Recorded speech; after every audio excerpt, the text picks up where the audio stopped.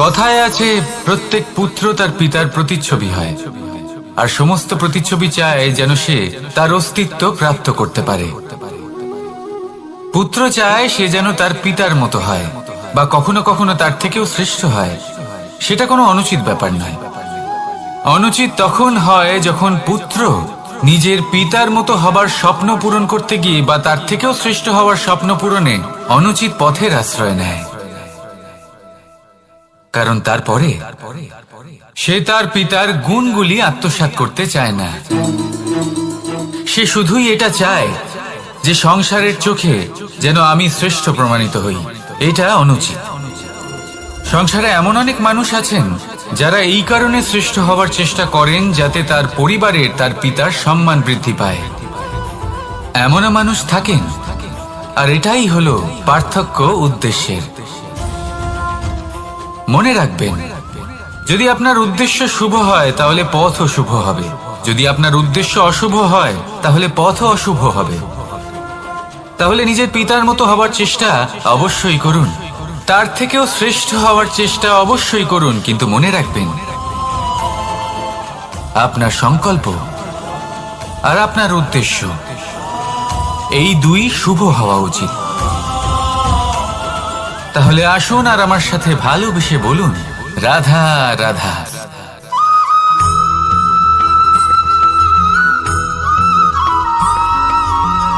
পিতা আর পুত্রের সম্পর্ক অত্যন্ত মধুর হয়ে থাকে। পিতা স্বপ্ন দেখেন, তাকে পূর্ণ করার সকল সম্ভাব্য চেষ্টা করেন, কিন্তু তাও অনেক সময় ওনার স্বপ্ন অপূর্ণ থেকে যায়। তখন পিতা ভাবেন যে স্বপ্ন উনি পূর্ণ করতে পারেননি, ওনার সন্তান তা অবশ্যই পূরণ করবে। যে স্থানে উনি কখনো পৌঁছতে পারেননি, সেই স্থানে ওনার পুত্র অবশ্যই পৌঁছবে। পিতা নিজের সন্তানের ভবিষ্যৎ নিয়ে সেই স্বপ্ন দেখেন, আর যখন সেই সন্তান সামনে এগোতে থাকে তখন তার দুঃখ হয় না, বরং গর্ব হয়। ওনার ভালো লাগে এটা দেখে যে ওনার সন্তান অনেক উন্নতি করছে। কিন্তু যখন সন্তান নিজের অভিভাবকের শক্তি দেখে, তার যশ দেখে হিংসা করতে থাকে, সমস্যা সেইখানেই শুরু হয়। সেই জন্য সকল সন্তানকে এটা মনে রাখতে হবে।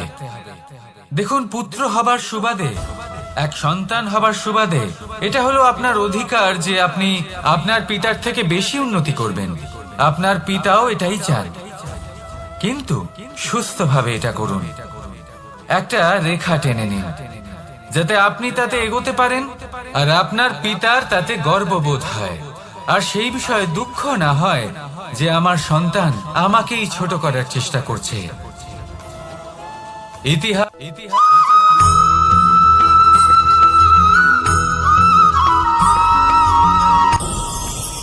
ভয়ের সাথে আমরা সবাই পরিচিত, কষ্টও আমরা সবাই পেয়েছি। কখনো কখনো আমরা অসুস্থ হয়ে পড়ি, আর এমন সময় হলে মাতার মমতা, কখনো বাবার স্নেহ, কখনো বন্ধুদের পাশে থাকার অনুভূতি আমাদের রোগ নিরাময়ে সাহায্য করে। কখনো যদি আমরা নিরাশ হয়ে পড়ি, তখন যদি আমাদের কোনো আপনজন আমাদের দুটো ভালো কথা বলে, তখন আমাদের মনোবল বেড়ে যায়। ঠিক তেমন সংসারের এই রঙ্গমঞ্চে যদি আপনি পীড়িত অনুভব করেন, কিছু শুভ কথা আলোচনা করুন, কিছু স্তুতি গান করুন, কিছু মুহূর্তের জন্য হলেও নিজের ইষ্টদেবের কথা স্মরণ করুন আর প্রার্থনা করুন। সাহস বাড়বে, শক্তিও বৃদ্ধি পাবে, এবং সামনে এগিয়ে চলার পথও দেখতে পাবেন। তখন এই মন প্রসন্ন হয়ে বলবে, রাধা রাধা।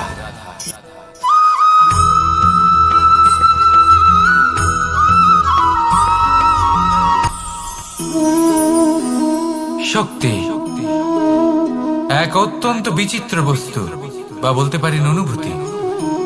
পিতা সবসময় চান যেন তিনি তার শক্তি পুত্রকে। আসুন আপনাকে সহজে বোঝাই।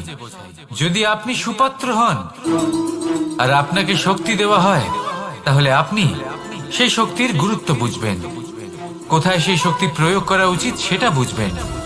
আর এটা যেহেতু অর্জন করা শক্তি হবে, সেই শক্তির অপব্যবহার হবে না। কিন্তু যদি এই আপনি কুপাত্র হন আর যদি আপনাকে এই শক্তি দেওয়া হয় তাহলে কি হবে? দেখতে গেলে এই শক্তি আপনি দান হিসেবে পেয়েছেন, তাই না আপনি এই শক্তির গুরুত্ব বুঝবেন আর না এর প্রয়োগ আপনি জানবেন। তার অপব্যবহার হওয়া সুনিশ্চিত। তাই যদি আপনি কোনো শক্তি অর্জন করতে চান তাহলে আগে তার যোগ্য হয়ে উঠুন। পুত্র নয়, পাত্র হয়ে উঠুন। আর আমার সাথে ভালোবেসে বলুন, রাধা রাধা।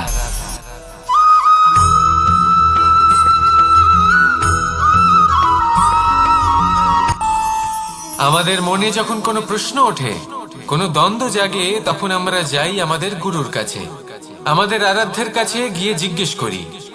এইভাবেই একদিন আমি পৌঁছলাম আমার আরাধ্যের কাছে, আমার মহাদেবের কাছে, আর ওনাকে প্রশ্ন করলাম যে মহাদেব, জীবনে আনন্দ পাওয়ার, উৎসব পালনের, প্রেম ভাগ করে নেবার, জীবনকে উপভোগ করে নেওয়ার সর্বশ্রেষ্ঠ সময় কোনটা? মহাদেব হাসলেন আর উনি বললেন, জীবনে উৎসব পালনের সব থেকে শ্রেষ্ঠ দিন হলো মৃত্যুর ঠিক আগের দিনটা। প্রেম ভাগ করে নেওয়ার সব থেকে শ্রেষ্ঠ মুহূর্ত হলো মৃত্যুর ঠিক আগের মুহূর্ত। জীবনকে উপভোগ করে নেওয়ার সর্বশ্রেষ্ঠ প্রহর হলো মৃত্যুর এক প্রহর পূর্বে। তখন আমি চমকে গেলাম। আমি বললাম, কিন্তু মহাদেব, মৃত্যু তো অনিশ্চিত, আমরা জানিও না কবে আমাদের মৃত্যু হবে। মহাদেব আবার হাসলেন। উনি বললেন যে যদি আমরা এভাবে জীবন কাটাই যে আমরা জীবনের প্রত্যেক দিন, প্রত্যেক মুহূর্ত, প্রত্যেক প্রহর শেষ বলে মনে করি, তাহলে আমাদের সমস্ত জীবন আনন্দের সাথেই অতিবাহিত হবে। কি বলেন?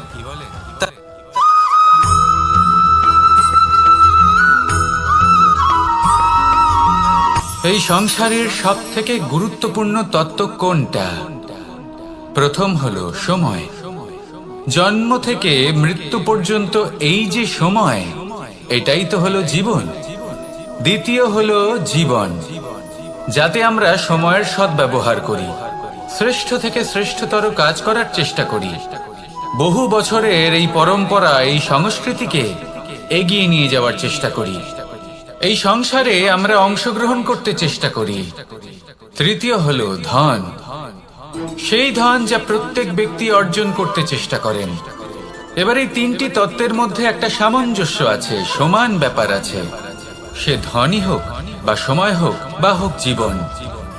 আর সেই সমান ব্যাপার হলো যে যদি আপনি এটা গণনা করতে থাকেন তাহলে তা কমতে থাকে, যদি আপনি এটা ব্যবহার করেন তাহলে তা বাড়তে থাকে।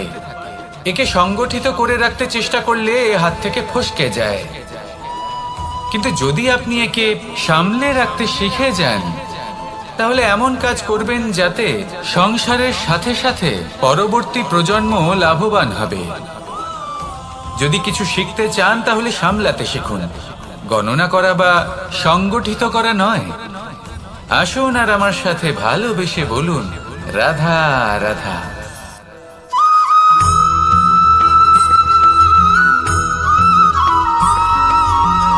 যখন আমরা কোনো বনে প্রবেশ করি তখন এই সবুজ ঘাস দেখে, এই কোমল ঘাস দেখে আমাদের মন প্রফুল্ল হয়ে ওঠে।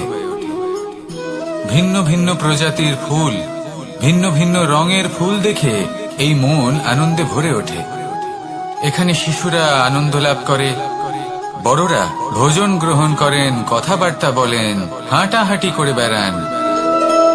এবার ভেবে দেখুন, যখন এই উপবনের নির্মাণ হয়েছিল সেই সময় যদি এই মাটিকে সঠিকভাবে খনন না করা হতো, যদি তাতে সঠিকভাবে বীজ রোপণ না করা হতো, যদি কোনো সংঘর্ষ না হতো, পরিশ্রম না করা হতো, যদি চলতে চলতে পায়ে কাঁটা না বিঁধে যেত, তাহলে এই সুন্দর বন দেখে আমরা কি এই আনন্দ লাভ করতে পারতাম?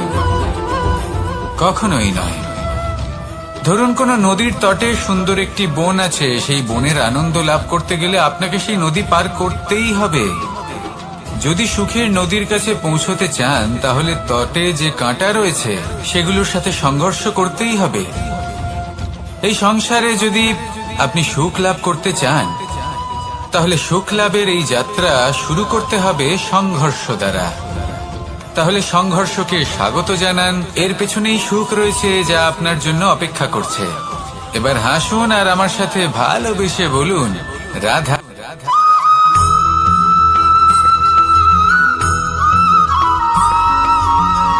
পুরুষার্থ। শাস্ত্রে 4 ধরনের পুরুষার্থের কথা বলা হয়েছে। প্রথম হলো ধর্ম। আপনি কি জানেন এই ধর্ম আসলে কি? আপনার কি মনে হয় ধর্ম আসলে কি? কোনো বিশেষ ঈশ্বরকে মানাই কি ধর্ম বলা হয়? নাকি কোনো বিশেষ রীতি পালন করাই হলো ধর্ম? নাকি কোনো বিশেষ সাহিত্যকে সর্বশ্রেষ্ঠ মনে করাই হলো ধর্ম? না, ধর্ম হলো সেটা যাকে ধারণ করা যেতে পারে। আর ধারণ শুধু সেটাই করা যায় যা পবিত্র। পবিত্র শুধু তাকেই বলা হয় যা নিঃস্বার্থ, যার মধ্যে শাসন করার কোনো ইচ্ছে নেই, যা সরলভাবেই প্রবাহমান, জল এবং বায়ুর মতো। যখন কোনো ব্যক্তি ধর্মকে ধারণ করেন এবং সেই ধর্ম সেই ব্যক্তিকে রক্ষা করে, তখন তাকে ধর্ম বলা হয়। ধর্ম যা রক্ষা করে অহংকার থেকে, খারাপ চিন্তার হাত থেকে। সেই জন্য পুরুষার্থ গড়ে তোলার আগে, ধর্ম পালন করার আগে ধর্মের প্রকৃত অর্থ কি সেটা বুঝে নিন। এটা জেনে রাখুন যে সমস্ত ধর্মের আধার, সমস্ত ধর্মের ভিত শুধুমাত্র ভালোবাসা।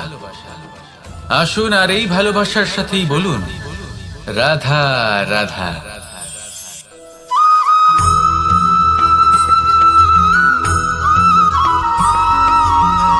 মানুষের মানসিকতা এমন হয় যে সে যতটা করে আশা করে যে তার থেকে অনেক বেশি তার বদলে সে পাবে। দেখুন, সবকিছুই আপনার ভাবনা চিন্তার উপর নির্ভর করছে। আপনি যদি ফলের বিষয়ে ভেবে কর্ম করতে থাকেন তাহলে সেটা অনুচিত। জীবনের আসল আনন্দ হলো নিজের কর্ম করতে থাকা, ফলের চিন্তা করা উচিত নয়। যদি আপনি এরকম ভাবেন যে আমি এতটা করছি, আমার এতটা পাওয়া উচিত, সেই ভাবনা অনুচিত। যদি আপনি সেবার মানসিকতা নিয়ে কর্ম করতে থাকেন, কর্মচক্রে প্রবাহিত হন, যদি আপনি এমন ভাবনা রাখেন যে আমি এতটা পাচ্ছি তাই এর থেকে অনেক বেশি আমি কর্ম করব, তাহলে নিশ্চিত রূপে আপনি যতটা করছেন তার থেকে অনেক বেশি আপনি পাবেন। আপনার আশার থেকে অনেক বেশি আপনি পাবেন। শুধু জীবনে অনেক বেশি কাজ করতে থাকুন, ফলের চিন্তা করবেন না। আর মনে রাখবেন, এই ভাবনাই সব থেকে বড় বীজ। কর্মের উপর বিশ্বাস রাখুন, জীবনে যা যা আপনি চান সবই সুখময় হবে। আসুন আর আমার সাথে ভালোবেসে বলুন, রাধা রাধা।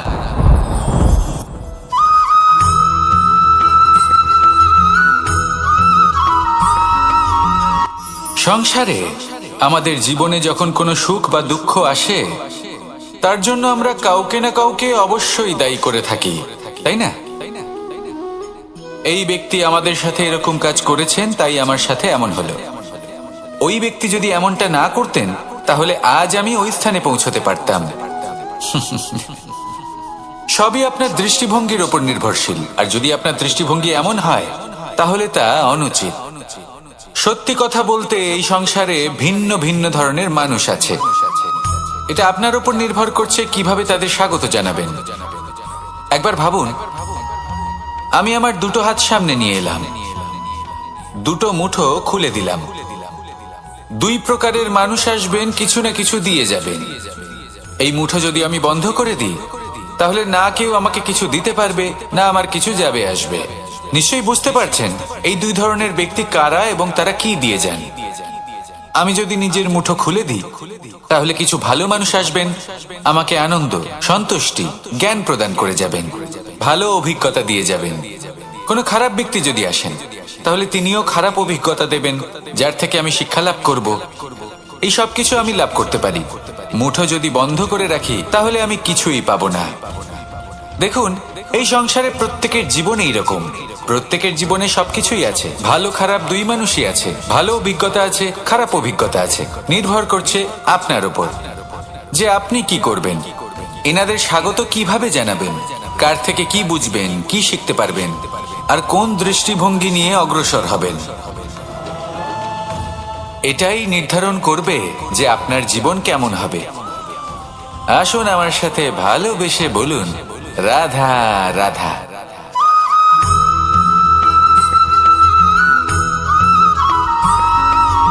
ফিরে আসছিলেন এবং তাদের ফেরার পথে হঠাৎ করে কোথাও থেকে একটি বাছুর চলে এলো। এই দুই বোন ভয়ভীত হয়ে গেলেন আর তাদের হাত থেকে সেই আটা পড়ে গেল, মাটিতে মিশে গেল। এবার এই পুরো ঘটনাক্রমে যদি কারোর বিন্দুমাত্র লাভ হয়ে থাকে, বিন্দুমাত্র আনন্দ পেয়ে থাকে, তাহলে সে কে? সেই ছোট বোন, যিনি মাঝে মাঝেই গমের দানা তুলছিলেন এবং খাচ্ছিলেন। কিছুটা হলেও উনি আনন্দ লাভ করেছিলেন। এবার এরকমই হলো আমাদের জীবনে ভক্তি এবং ভালোবাসা সংক্রান্ত বিষয়। মানুষ নিজের জীবনের দৈনিক কাজে এতটাই ব্যস্ত হয়ে পড়েন, প্রত্যেকদিন শুধু কাজ কাজ কাজ কাজ করতে থাকেন, আর তাতে ভক্তি এবং ভালোবাসার জন্য সময় বার করতেই পারেন না। দেখুন, জীবনে ভক্তি আর প্রেমের এই যে ছোট ছোট মুহূর্ত আছে, এগুলো যদি আপনি যাপন করতে পারেন তাহলে তাতেই আপনি তৃপ্তি লাভ করবেন। বাকি সবই আপনার ব্যর্থ বলেই মনে হবে। জীবনে যখনই আপনি কোনো কাজ করবেন, ঈশ্বরের প্রতি সমর্পিত হয়ে সেই কাজ করুন। আর যখনই সময় পাবেন, তাহলে সেই সময় নিজের আপনজনদের দিন। যাদের আপনি ভালোবাসেন তাদের প্রতি যত্নবান হন, তাদের শুভাকাঙ্ক্ষী হন। এই প্রেম আর ভক্তির ছোট ছোট মুহূর্তগুলো আপনার জীবনকে চরিতার্থ করে তুলবে। আসুন আমার সাথে ভালোবেসে বলুন, রাধা রাধা।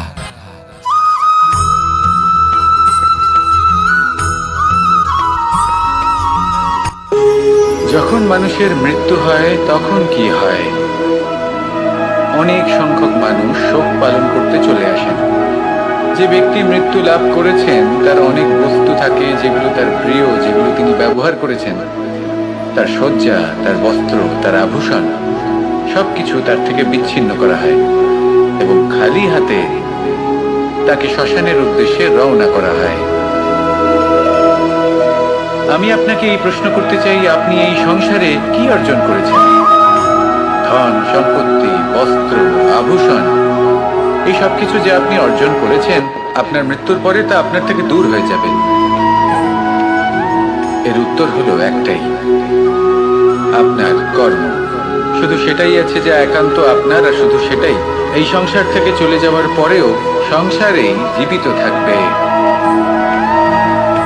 যদি আপনি দুষ্কর্ম করেন, তাহলে এই সংসার আপনাকে একটি অনুচিত উদাহরণ হিসেবে মনে রাখবে যে এই ব্যক্তি খুব পাপী ছিল, অনুচিত কর্ম করতেন। যে পথে তিনি চলেছেন সেই পথে কারোর চলা উচিত নয়। সেখানেই যদি আপনি সৎকর্ম করেন, তাহলে সংসার চিরকাল এটাই বলবে যে খুব ভালো মানুষ ছিলেন, সবাইকে ভালোবাসতেন, সবাইকে সাহায্য করতেন, আমার খুব প্রিয় মানুষ ছিলেন। এটাই হলো শ্রেষ্ঠ কর্ম। সেই জন্য জীবনে শুধুমাত্র ধন সম্পত্তি, আভূষণ এই সব অর্জন করতে গিয়ে নিজের মনোনিবেশ করবেন না। শ্রেষ্ঠ কর্ম করুন। সংসার থেকে চলে যাওয়ার পরেও এই কর্মই এই সংসারে আপনাকে জীবিত রাখবে। আসুন আমার সাথে ভালোবেসে বলুন, রাধা রাধা।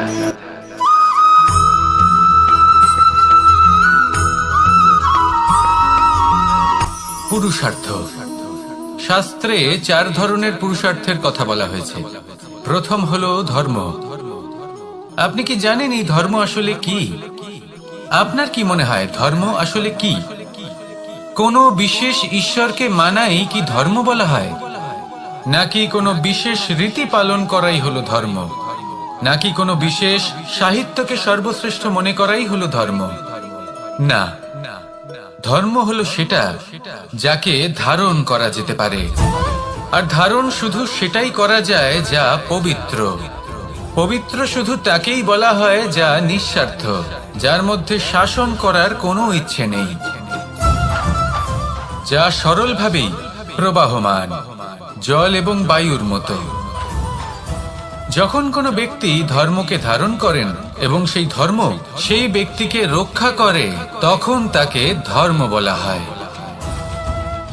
ধর্ম যা রক্ষা করে অহংকার থেকে, খারাপ চিন্তার হাত থেকে। সেই জন্য পুরুষার্থ গড়ে তোলার আগে, ধর্ম পালন করার আগে ধর্মের প্রকৃত অর্থ কি সেটা বুঝে নিন। এটা জেনে রাখুন যে সমস্ত ধর্মের আধার, সমস্ত ধর্মের ভিত শুধুমাত্র ভালোবাসা। আসুন আর এই ভালোবাসার সাথেই বলুন রাধা রাধা।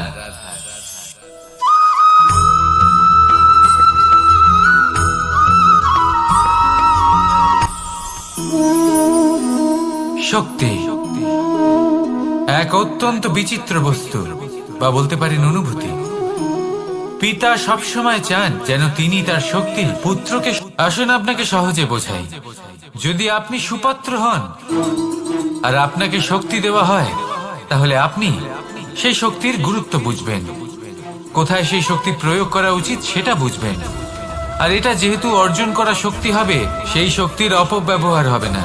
কিন্তু যদি এই আপনি কুপাত্র হন আর যদি আপনাকে এই শক্তি দেওয়া হয়, তাহলে কি হবে? দেখতে গেলে এই শক্তি আপনি দান হিসেবে পেয়েছেন, তাই না আপনি এই শক্তির গুরুত্ব বুঝবেন আর না এর প্রয়োগ আপনি জানবেন। তার অপব্যবহার হওয়া সুনিশ্চিত। তাই যদি আপনি কোনো শক্তি অর্জন করতে চান, তাহলে আগে তার যোগ্য হয়ে উঠুন। পুত্র নয়, পাত্র হয়ে উঠুন। আর আমার সাথে ভালোবেসে বলুন রাধা রাধা।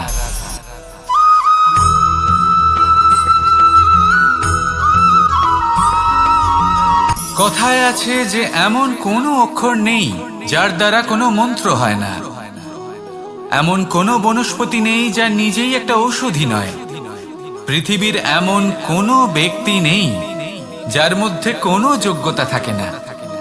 শুধু প্রয়োজন হলো যে ব্যক্তিকে আমরা খুঁজে চলেছি তাকে সঠিকভাবে চিনে নেওয়া। যদি তার যোগ্যতা, তার বিশেষত্ব আমরা বুঝতেই না পারি, তাহলে আর লাভ কি রইল? এই সংসারে এমন অনেক ব্যক্তি রয়েছেন যারা ছোট ছোট অসফলতার কারণে আপনাকে এটা বলে দেবে যে আপনি কোনো কাজের নন, আপনি হলেন মূর্খ, আপনি কিছুই করতে পারবেন না। এইসব কথায় কখনোই বিশ্বাস করবেন না, কারণ আপনি এবং প্রত্যেকটি জীব এই পরমাত্মা এবং এই প্রকৃতির সৃষ্টি, যা অত্যন্ত বিশেষ। যদি আপনাকে উদাহরণ দিই, তাহলে একদিকে আছে তরোয়াল, একটা বড় লম্বা তরোয়াল যার দ্বারা যুদ্ধ করা যায়, জয়লাভ করা যায়।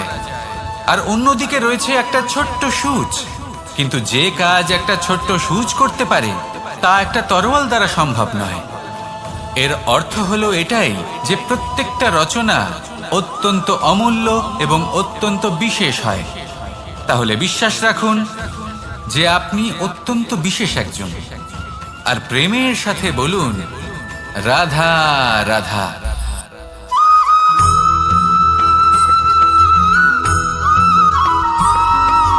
মানুষের একটি সমস্যা আছে যে মানুষ সাফল্যকে মাপতে থাকেন, লক্ষ্যপ্রাপ্তিকে মাপতে থাকেন এবং তার তুলনা করতে থাকেন যে ও এত কিছু পেল আর আমি পেলাম না, ওর কাছে এত কিছু আছে কিন্তু আমার কাছে নেই। এই তুলনা করার জন্য ওনারা দুঃখী হয়ে পড়েন, নিরাশ হয়ে পড়েন। তাই আমি একটা প্রশ্ন করছি যে এটা কি উচিত? এই সংসারে আপনি কি নিয়ে তুলনা করবেন, যেখানে সূর্যদেব চন্দ্রমা দুজনেই আছেন, দুজনেই হলেন বিশেষ, দুজনেই নিজ নিজ সময়ে উদিত হন। এদের মধ্যে একজন না থাকলে তাহলে আমাদের জীবন কঠিন হয়ে পড়বে। ঠিক সেইভাবেই আপনি যদি একটা বড় রেখা অঙ্কন করেন, তাহলে অন্য রেখাটি ছোট হয়ে পড়ে না, সে তেমনই থাকে যেমনটা সে ছিল। আপনার অস্তিত্ব কখনো ছোট বা বড় হতে পারে না। শুধু তুলনা করার জন্য আপনার এটা মনে হতে পারে। যদি আপনি যুদ্ধ করতে চান, আপনার তলোয়ারের প্রয়োজন পড়বে। যদি বস্ত্র তৈরি করতে চান, এত বড় তলোয়ার দিয়ে কিছুই হবে না, তখন প্রয়োজন পড়বে একটা ছোট্ট সূচের। তাই তুলনা করবেন না, না নিজেকে ছোট মনে করবেন, না অন্য কাউকে। সবার সাথে সহযোগিতা করুন, আর যদি তুলনা করতেই হয় নিজের সাথে করুন, যে কাল আমি কেমন ব্যক্তি ছিলাম, আজ কি তার থেকে শ্রেষ্ঠ হয়ে উঠতে পেরেছি? ভেবে দেখুন ভবিষ্যতে গিয়ে আপনি কতটা শ্রেষ্ঠ ব্যক্তি হতে পারেন। আসুন আমার সাথে ভালোবেসে বলুন রাধা রাধা।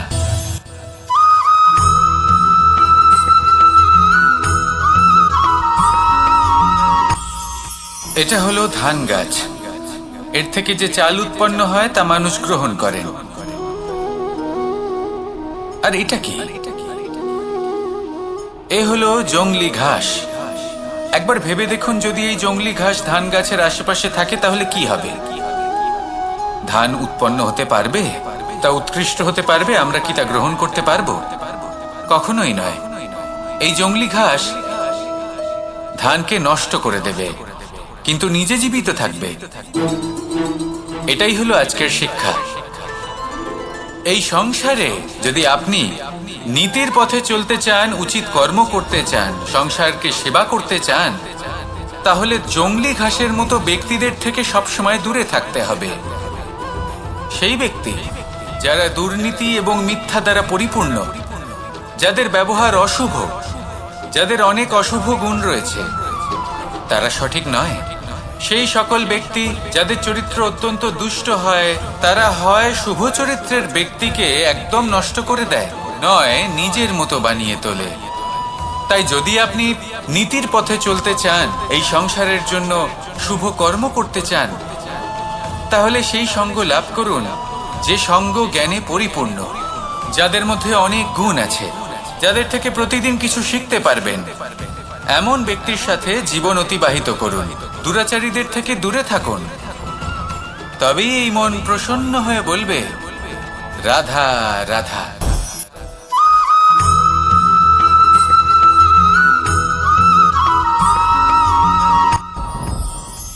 সাথী। সাথী এই শব্দটির ব্যাখ্যা কে কিভাবে করে? মিত্র, সখা, বন্ধু। কিন্তু অর্থ একটাই, তিনি যিনি আপনার সঙ্গী হন আর তিনি যার সাথী আপনি হন। এবার সব থেকে বড় প্রশ্ন হলো এটাই যে তিনি কে হতে পারেন যাকে আপনি আপনার সাথী বলে মেনে নিতে পারেন, নিজের সখা, নিজের মিত্র, নিজের বন্ধু মেনে নিতে পারেন।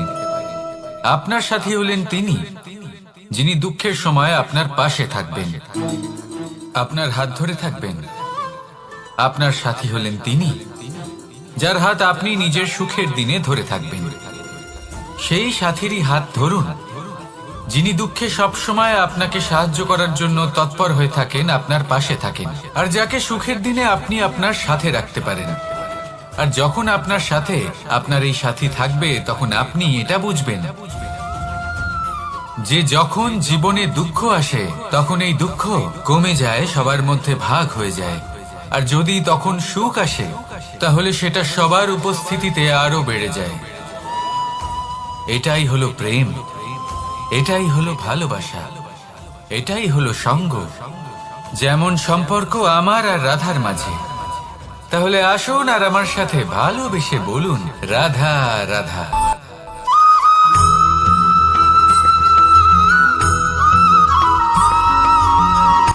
কথায় আছে, অন্ধকারে প্রদীপ প্রজ্বলিত করলে চতুর্দিক আলোকিত হয়। কিন্তু যদি এই প্রদীপ আমি সূর্যের আলোর সম্মুখে সকালবেলায় প্রজ্বলিত করে রেখে দিই, তাহলে কি হবে? আপনি বলবেন যে এটা করে তো কোনো লাভই হলো না। সূর্যের প্রকাশের সামনে এই প্রদীপ আসলে কিছুই নয়। এবার এই চিন্তা ভাবনা প্রত্যেক দিন করতে হবে, আর একটা অমূল্য শিক্ষা পেতে হবে। মনে করুন যে আপনি মহাপুরুষের সামনে বসে আছেন, কোনো মহাজ্ঞানীর সামনে। তাহলে সেই ব্যক্তির সামনে নিজের জ্ঞানের প্রদীপ প্রজ্বলিত করবেন না, নীরব থাকুন, আর সেই ব্যক্তির সূর্যের প্রকাশের মতো জ্ঞান প্রাপ্ত করুন। যতটা পারবেন জ্ঞান লাভ করুন। যদি এমন কোনো সময়, এমন কোনো স্থানে আপনি আছেন যেখানে চতুর্দিক অন্ধকার, কারোর কাছেই জ্ঞান নেই, সেখানে নিজের জ্ঞানের প্রদীপ প্রজ্বলিত করুন। এমন করলে দুদিক থেকেই আপনার লাভ হবে। আপনার জ্ঞান প্রাপ্তিও হবে, আর জ্ঞানের সঠিক প্রয়োগও করতে পারবেন। আর এই মন প্রসন্ন হয়ে বলবে, রাধা রাধা।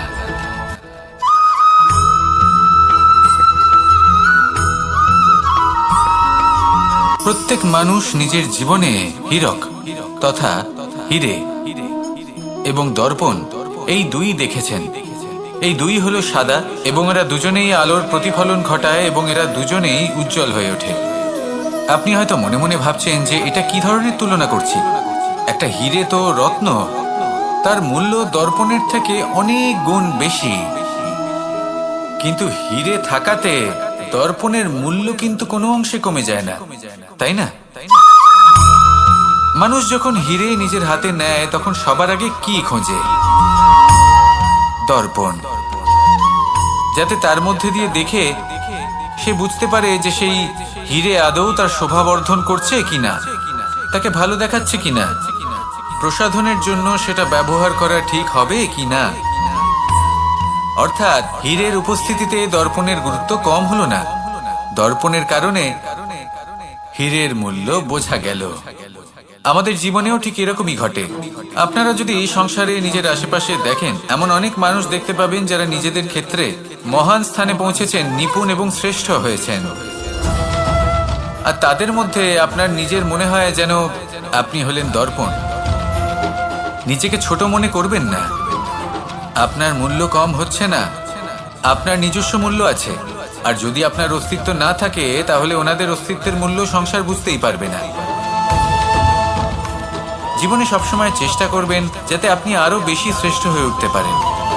আপনি নিজে যে স্থানে আছেন সেটাকে ছোট মনে করবেন না, তারও নিজস্ব একটা মূল্য আছে। যদি আপনি হিরে হয়ে থাকেন তাহলে অহংকার করবেন না, যদি আপনি দর্পণ হয়ে থাকেন তাহলে নিজেকে ছোট মনে করবেন না। আসুন আর আমার সাথে ভালোবেসে বলুন, রাধা রাধা।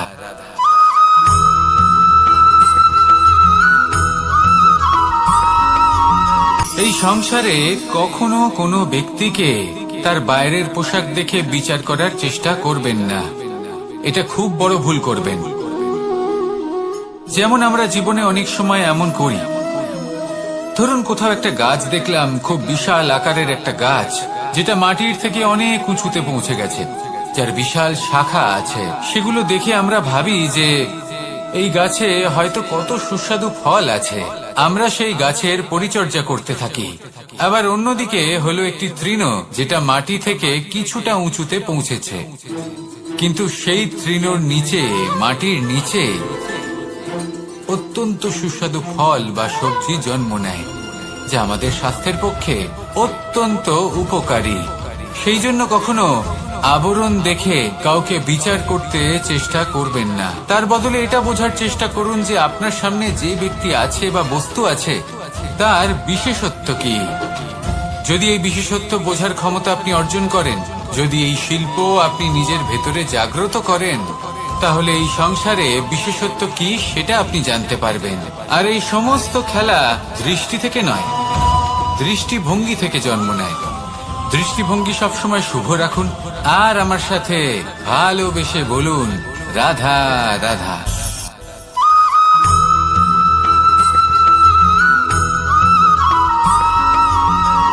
মানুষ ভাবেন যে ধন অর্জন করা হলো অত্যন্ত গুরুত্বপূর্ণ। তিনি আজীবন ধন অর্জন করতে থাকেন, ধন অর্জন করার চেষ্টা করতে থাকেন। সে যাই হয়ে যাক না কেন, পরিশ্রম করতে থাকেন। স্বাস্থ্যের দিকে নজর দেন না, না উচিত সময় খাবার খান, না উচিত সময় ঘুমোতে যান, না পর্যাপ্ত সময় পর্যন্ত ঘুমন, কিছুই না। ধন অর্জন করতেই থাকেন, করতেই থাকেন। আর কিছু সময় পরে যখন তিনি অসংখ্য ধন লাভ করে ফেলেন, তখন তার সাথে ওনার শরীরে অনেক রোগ বাসা বাঁধে। এইসব রোগের উপচার করতে করতে সেই সমস্ত ধন যা উনি অর্জন করেছেন তা তিনি ব্যয় করে ফেলেন। শেষ পর্যন্ত কি হয়? আমরা যেভাবে এসেছি ঠিক সেইভাবেই ফিরে যাই, ধন এখানেই থেকে যায়। দেখুন, একটা অত্যন্ত গুরুত্বপূর্ণ কথা রয়েছে যে আপনার বোঝা উচিত। এই যে ধন, তার ব্যবহার করুন জীবনকে আরো ভালো করে তোলার জন্য। ধনের সদ্ব্যবহার করা উচিত, এমন যেন না হয় এই ধন আপনাকে ভোগ করে ফেলে। এই জীবনকে নিশ্চিত রূপে আরো শ্রেষ্ঠ করে তুলুন। কিন্তু এই ধন অর্জন করার এই প্রক্রিয়াতে নিজের সারা জীবনকে নষ্ট করে ফেলবেন না। এই জীবন উপভোগ করতে শিখুন আর আমার সাথে ভালোবেসে বলুন, রাধা রাধা।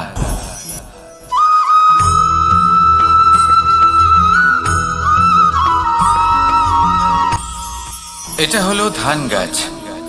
এর থেকে যে চাল উৎপন্ন হয় তা মানুষ গ্রহণ করেন। আর এটা কি? এ হলো জংলি ঘাস। একবার ভেবে দেখুন, যদি এই জংলি ঘাস ধান গাছের আশেপাশে থাকে তাহলে কি হবে? ধান উৎপন্ন হতে পারবে? তা উৎকৃষ্ট হতে পারবে? আমরা কি তা গ্রহণ করতে পারবো? কখনোই নয়।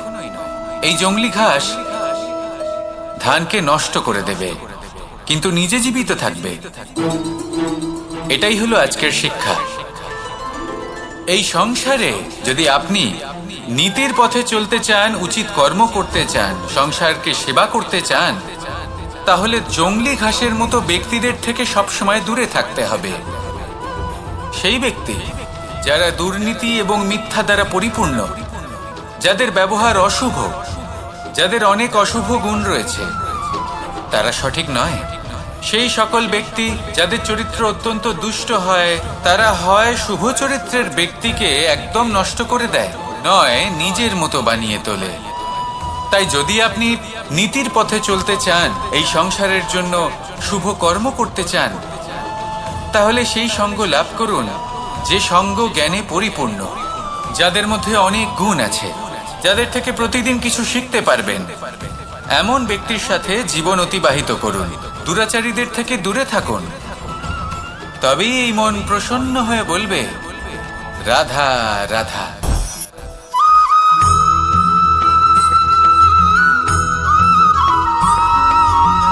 এই সংসারে সব থেকে বেশি কোমল বস্তু হলো রেশম।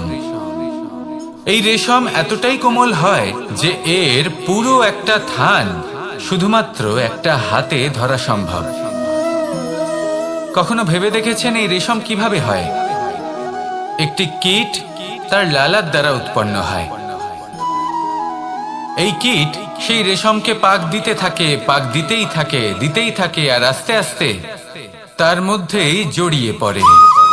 শেষে ওর এই সুন্দর অমূল্য সৃষ্টি রেশমের এই সুতো, তার নির্মাণ কার্য পূর্ণ হয়, কিন্তু তাতেই ও নিজে বন্দী হয়ে যায়। নিজেরই মায়াজালের এই বন্দী গৃহে নিজেই ফেঁসে যায়।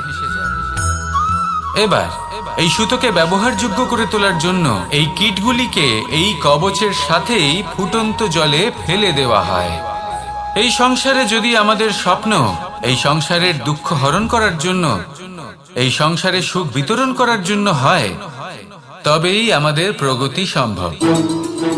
যদি আমাদের এই স্বপ্ন শুধুই আমাদের এবং আমাদের স্বার্থ সিদ্ধির জন্য হয়, তাহলে এই স্বপ্ন আমাদের অন্ধ করে দেবে, আমাদের অন্ধকারের পথে নিয়ে যাবে, আর আমরাও সেই কীটের মতো হয়ে যাব।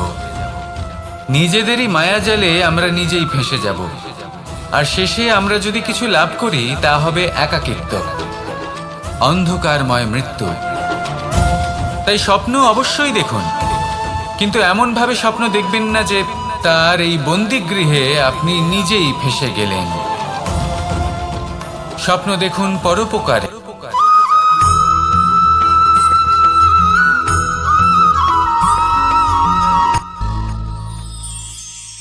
শিশিরের বিন্দু পাতার ওপর পড়ে আর তার গায়ে লেগে থাকে। পাতা তাকে শুষে নিতে পারে না, আর শেষ পর্যন্ত সে ঝরে পড়ে যায়। অন্যদিকে রয়েছে মেঘ এবং চাতক। এদের মধ্যে অনেক দূরত্ব থাকে। মেঘ থাকে আকাশে আর চাতক থাকে ধরিত্রীতে। কিন্তু যখন এই মেঘ থেকে বৃষ্টি ঝরে পড়ে, এই চাতক কিন্তু সেই জলই পান করে, নয়তো সে তৃষ্ণার্ত থেকে যায়। এবার অন্যদিকে দেখলাম শিশির বিন্দু আর পাতার এই সম্পর্ক। এরা খুব কাছাকাছি থাকে, ঘনিষ্ঠও থাকে। অন্যদিকে রয়েছে মেঘ এবং চাতকের সম্পর্ক, যাদের মধ্যে অনেক দূরত্ব থাকা সত্ত্বেও তারা খুব ঘনিষ্ঠ, তাই না? এই সারমর্ম খুব সরল। এই নৈকট্য, এই দূরত্ব, তা আপনার সম্পর্কে প্রভাব কিছুতেই ফেলতে পারে না। এই নৈকট্য, এই দূরত্ব, এইসব হলো শুধুমাত্র মনের ব্যাপার। কখনো আপনি অনুভব করেছেন আপনি কারোর থেকে অনেক অনেক দূরে আছেন, অনেক দূরে আছেন, তাও সেই ব্যক্তির প্রতি আপনি টান অনুভব করেন। সেখানে আপনি কারোর সাথে প্রত্যেক দিন অতিবাহিত করেন, সমস্ত জীবন অতিবাহিত করেন, সব থেকে বেশি সময় তার সাথে অতিবাহিত করেন, তাও তার প্রতি সেই টান অনুভব করেন না। এই সংকেত হলো মনের দূরত্বের। তাহলে মনের এই দূরত্ব দূর করুন আর আমার সাথে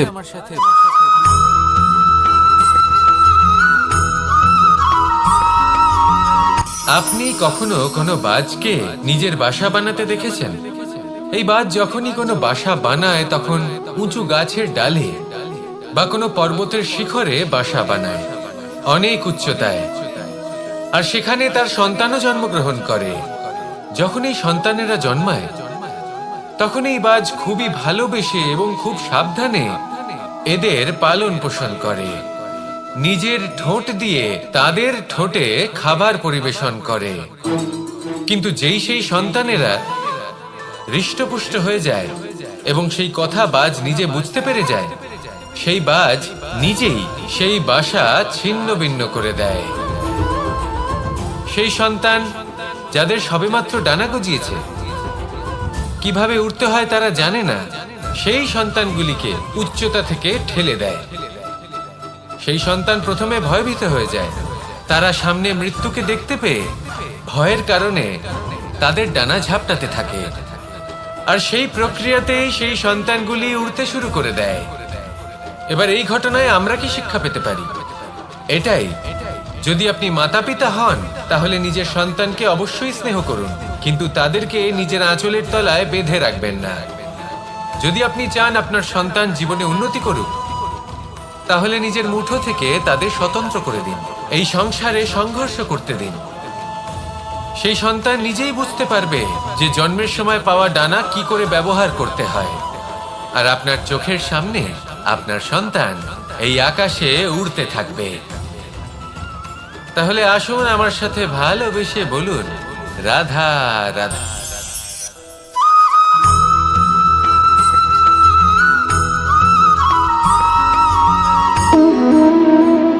সম্পর্ক হলো আমাদের জীবনের একটি আধার।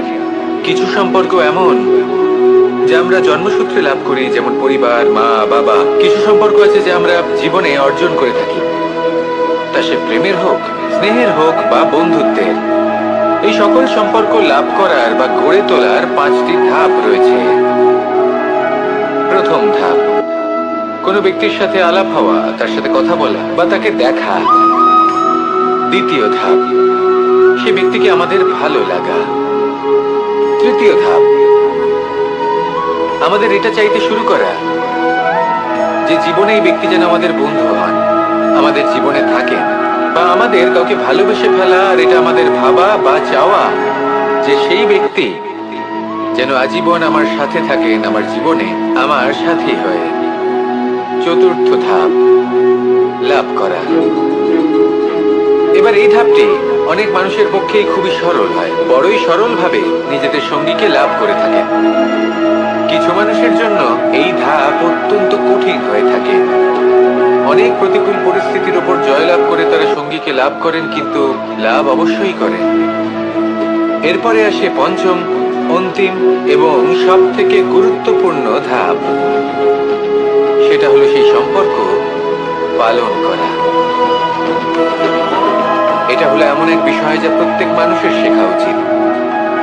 যদি ব্যক্তি নিজের জীবনে সম্পর্ক রক্ষা করতে শিখে যান, তবে প্রত্যেক সম্পর্ক তার জীবনকে স্বর্গ করে তুলবে। আসুন আর আমার সাথে ভালোবেসে বলুন, রাধা রাধা।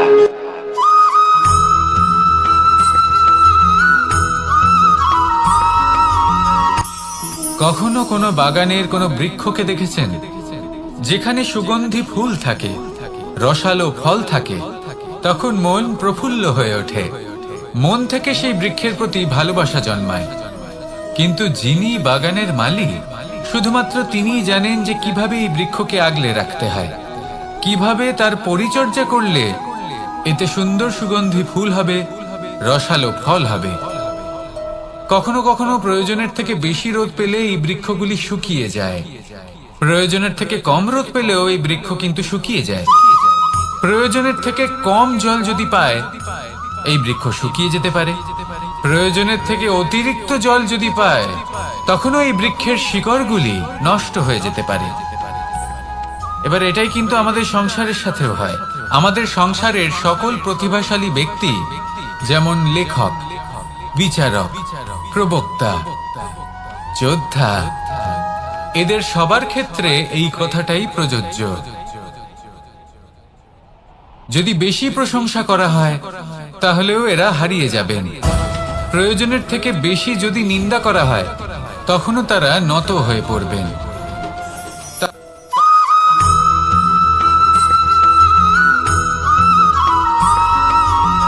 এই দড়িটা দেখুন, ছোট ছোট রেশম দ্বারা তৈরি, এটা সরু সুতো দ্বারা তৈরি হয়েছে এটা, আর এ অত্যন্ত কোমলও বটে। আর আপনি চাইলে এটা সোজাও করে দিতে পারেন, আর চাইলে এটা বেঁকিয়েও দিতে পারেন, আর যদি চান তাহলে এটা গোল গোল করে বেঁধে কোথাও রেখেও দিতে পারেন। এবার এই কোমল দড়ি যদি কোনো নিষ্ঠুর কঠিন পাথরে বারংবার জড়িয়ে দেওয়া হয় তাহলেও তাকেও কাটতে পারে, নিজের ছাপ ছেড়ে যেতে পারে, সেটার আকারও বদলে ফেলতে পারে। এবার এর কারণ কি? এর কারণ হলো অভ্যাস আর নিরন্তর প্রচেষ্টা। যদি আপনিও চেষ্টা করেন আর নিরন্তর কর্ম করে যান তাহলে আপনার প্রারব্ধ পাথরের মতো কঠিনই হোক না কেন, তাতে ভাঙন ধরিয়েও আপনি নিজের লক্ষ্যে অবশ্যই পৌঁছতে পারবেন। একটা গুরুত্বপূর্ণ কথা মনে রাখবেন, সুকর্মের অভ্যাস আর নিরন্তর প্রয়াস, এই হলো সাফল্যের মন্ত্র। তাহলে জীবনে এই মন্ত্র আনুন আর আমার সাথে ভালোবেসে বলুন, রাধা রাধা।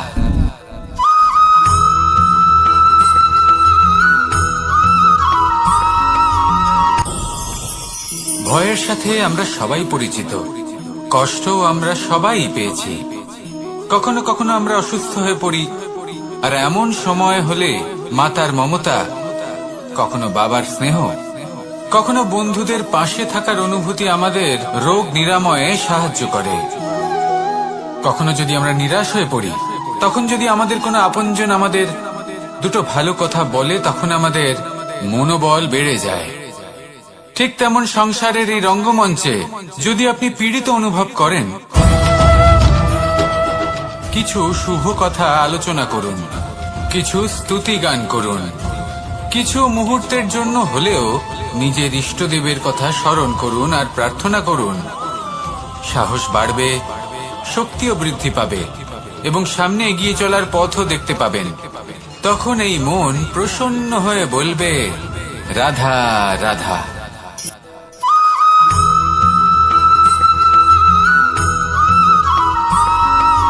জীবনে যখন কোনো ব্যক্তি নিজের লক্ষ্য প্রাপ্তির জন্য নিরন্তর পরিশ্রম করতে থাকেন, চেষ্টা করতে থাকেন, তখন তিনি কষ্ট অনুভব করেন, কখনো শারীরিক কষ্ট, কখনো মানসিক কষ্ট। এবার উনি এটা ভাবতে থাকেন যে আমি কি উচিত করছি নাকি অনুচিত করছি। কারণ অন্যদিকে এমন একজন ব্যক্তিও আছেন যিনি একদমই পরিশ্রম চেষ্টা করছেন না। তিনি মদিরা পান করেন, বিলাসিতায় জীবন কাটান, অলস প্রকৃতির হয়ে ওঠেন, নিদ্রাতে বিলীন হয়ে থাকেন আর ভাবেন যে তিনি সুখ লাভ করছেন। কিন্তু এরকম কেন হয়? কারণ যখন আমরা সৎ পথে থাকি, উচিত পথে চলি, লক্ষ্য প্রাপ্ত করার জন্য চেষ্টা করতে থাকি, তখন আমাদের ভেতরে থাকা নেতিবাচক শক্তি এবং পাপ এই দেহকে ত্যাগ করে দেয়। আর এই অনুভূতিটাই আমাদের দুঃখের অনুভূতি দেয়, কষ্ট দেয়। এবার সেখানে যদি আমরা কুপথে চলি, অনুচিত পথে চলতে থাকি, তাহলে আমাদের ভেতরে থাকা পুণ্য এবং ধনাত্মক শক্তি আমাদের দেহ ত্যাগ করে দেয়। আর এই অনুভূতির কারণেই আমরা সুখ অনুভব করি। কিন্তু কখনো ভাববেন যে এই সুখ বেশি সময় পর্যন্ত থাকে না। সেই জন্য সবসময় মনে রাখবেন, যদি আপনি জানেন যে এটাই আপনার লক্ষ্য, এটাই উচিত পথ, শুভ পথ, তাতে নিরন্তরভাবে এগিয়ে যেতে চেষ্টা করতে থাকুন। এই কষ্ট আপনাকে সুখের পরাকাষ্ঠায় কখন পৌঁছে দেবে তা আপনি জানতেই পারবেন না। আসুন আমার সাথে ভালোবেসে বলুন, রাধা রাধা।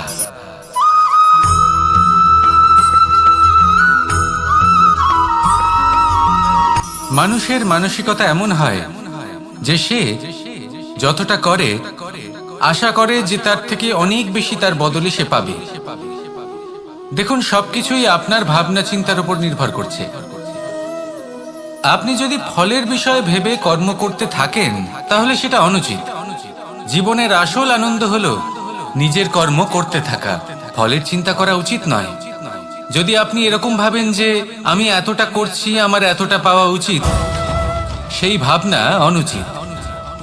যদি আপনি সেবার মানসিকতা নিয়ে কর্ম করতে থাকেন, কর্মচক্রে প্রবাহিত হন, যদি আপনি এমন ভাবনা রাখেন যে আমি এতটা পাচ্ছি তাই এর থেকে অনেক বেশি আমি কর্ম করব, তাহলে নিশ্চিত রূপে আপনি যতটা করছেন তার থেকে অনেক বেশি আপনি পাবেন, আপনার আশার থেকে অনেক বেশি আপনি পাবেন।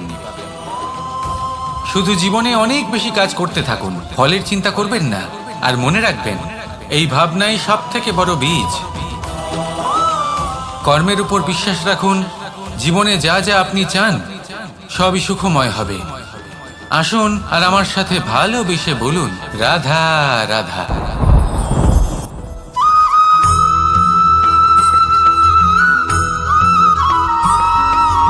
আমাদের শরীর প্রকৃতির সর্বশ্রেষ্ঠ রচনা। যে অঙ্গ প্রত্যঙ্গ আমরা লাভ করেছি প্রত্যেকটির মধ্যে একটি নিজস্ব বার্তা রয়েছে।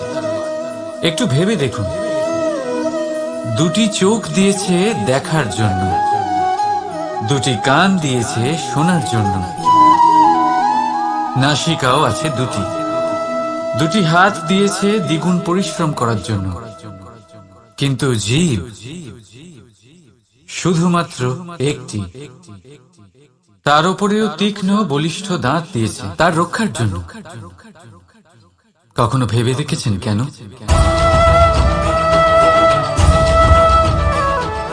কারণ শব্দ আর শব্দের প্রয়োগ মানুষের সবচেয়ে বড় অস্ত্র, যার প্রয়োগ যত ভেবে চিন্তে করা যায় মানুষ তার জীবনে ততটাই উপরে উঠতে পারে।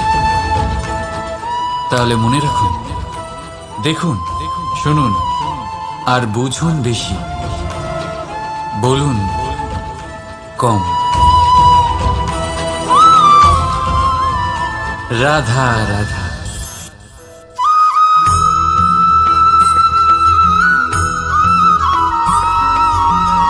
এই সংসারে কোনো বস্তু হোক বা ব্যক্তি হোক, তার একার গুরুত্ব কিন্তু খুব বেশি নয়। একটা উদাহরণ হিসেবে বৃষ্টির ফোঁটাকে ভেবে দেখুন।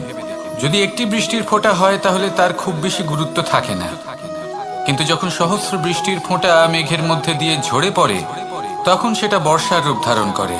সেই বর্ষা যা এই প্রকৃতিকে শান্ত করে। সেইভাবেই পাথরের ছোট টুকরো, তার খুব বেশি গুরুত্ব থাকে না, কিন্তু যখন অসংখ্য পাথরের টুকরো একত্রিত হয় তখন তা পর্বতের আকার ধারণ করে। সেইভাবেই কিছু মানুষ যখন একত্রিত হন তখন তৈরি হয় পরিবার, কিছু পরিবার যখন একত্রিত হয় তখন তৈরি হয় সমাজ, যখন অনেক সংখ্যক সমাজ একত্রিত হয় তখন তৈরি হয় রাজ্য। এবার এই রাজ্যের সব থেকে গুরুত্বপূর্ণ ব্যক্তি হতে পারেন রাজা, কিন্তু তাও সেই রাজা একা কিছু করতে পারেন না। যুদ্ধ লড়ার সময় তারও নিজের সৈন্যদলকে প্রয়োজন পড়ে। কিন্তু এই সংসারে এমন একজন ব্যক্তি আছেন যিনি একাই সব কাজ করতে থাকেন, এবং সেই ব্যক্তি হলেন মা। আমাদের জীবনে একজন পিতার ভূমিকা কিন্তু নিঃসন্দেহে অমূল্য, কিন্তু আমাদের সকলের জীবনে যে ভূমিকা একজন মায়ের তা অন্য কারোর থাকে না। একজন মা একাই সন্তানকে বড় করতে পারেন, সংস্কারী করে তুলতে পারেন, তার জন্য পরিশ্রম করেন। আর এত কিছু কাজ করার পরেও তার কাজের জন্য তিনি প্রশংসা অবশ্য পান না। উল্টে যদি সেই সন্তান অনুচিত পথে চালিত হয়, অনুচিত কর্ম করে, তখন সেই মাকেই অপবাদের পাত্র হয়ে উঠতে হয়। আমাদের জীবনে মায়ের যোগদান কতটা সেটা বুঝুন। আপনাকে বড় করে তোলার জন্য উনি কতটা পরিশ্রম করেছেন সেটা বুঝুন। আজ থেকে, এখন থেকে, এই মুহূর্ত থেকে মাকে সম্মান করতে শিখুন।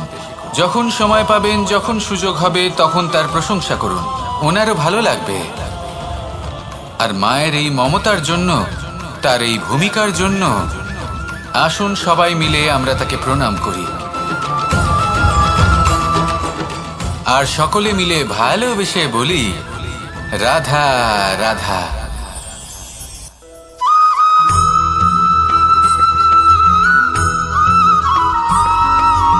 ফিরে আসছিলেন এবং তাদের ফেরার পথে হঠাৎ করে কোথাও থেকে একটি বাছুর চলে এলো।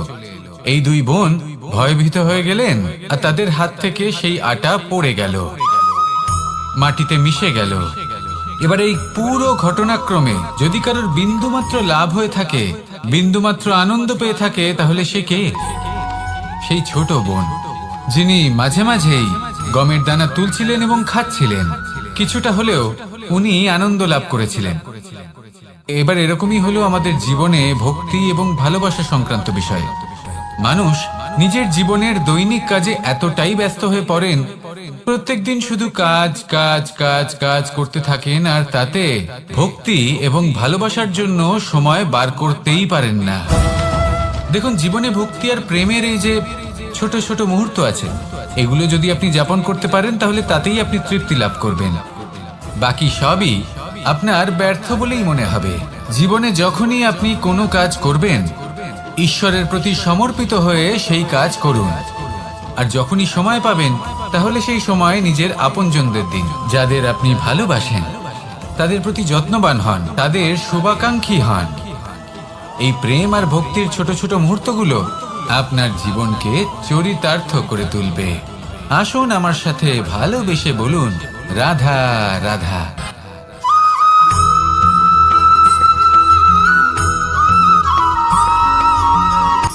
শক্তি শক্তি অর্জন করা এতটা কঠিন নয় যতটা শক্তি লাভ করার পরে সেই শক্তি সামলানো কঠিন হয়।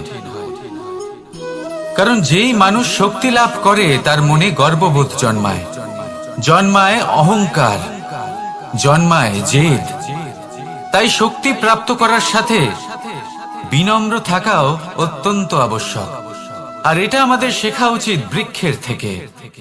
বৃক্ষ যা আমাদের ফল দেয়, বৃক্ষ যা যত ফল দেয় ততটাই ঝুঁকে যায়। আমরা পাথর মারি ওই বৃক্ষের থেকে ফল প্রাপ্ত করার জন্য। সেই পাথরের মার সহ্য করেও বৃক্ষ আমাদের ফল দেয়। কোনো গর্ববোধ নেই, কোনো অহংকার বোধ নেই। আর সেই জন্য এই বৃক্ষের পুজো করা হয়। এটাই হলো মাহাত্ম্য শক্তির সাথে বিনম্রতা। যদি এই শক্তি সৃজন করে থাকে, সাহায্য করে থাকে, সম্বল হয়ে থাকে, তবেই সেই শক্তি উপযুক্ত। আর নয়তো সেই শক্তি একদিন আপনাকে আসক্ত অবশ্যই করবে। তাহলে শক্তি অবশ্যই অর্জন করুন, কিন্তু তার সাথে সেই শক্তি সামলানোর মতো বিবেকও আপনাকে অবশ্যই জাগ্রত করতে হবে। তাহলে আসুন আমার সাথে ভালোবেসে বলুন, রাধা রাধা।